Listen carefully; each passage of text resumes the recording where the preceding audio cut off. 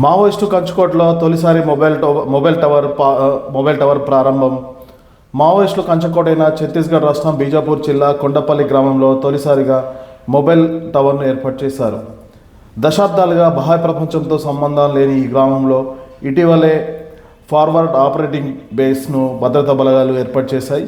తాజాగా సమాచార వ్యవస్థ అనుసంధానంలో భాగంగా ఈ మొబైల్ టవర్ను ఏర్పాటు చేసినట్లు పోలీసు ఉన్నతాధికారులు చెప్పారు.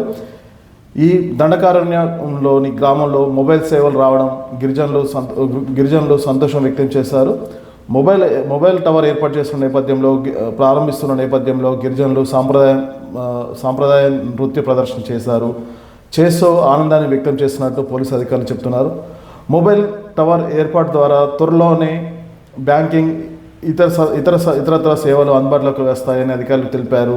కొండపల్లిలో మొబైల్ టవర్ అందుబాటులోకి రావడం హర్షణీయమని, ఇది కేవలం కమ్యూనికేషన్ ప్రారంభం కాదని, విశ్వాసం, మార్పు, అభివృద్ధి, కొత్త అవకాశాలకు నాంది పలుకుతుందనేసి ఆ రాష్ట్ర CM Vishnudev Sharma social media వేదికగా వెల్లడించారు.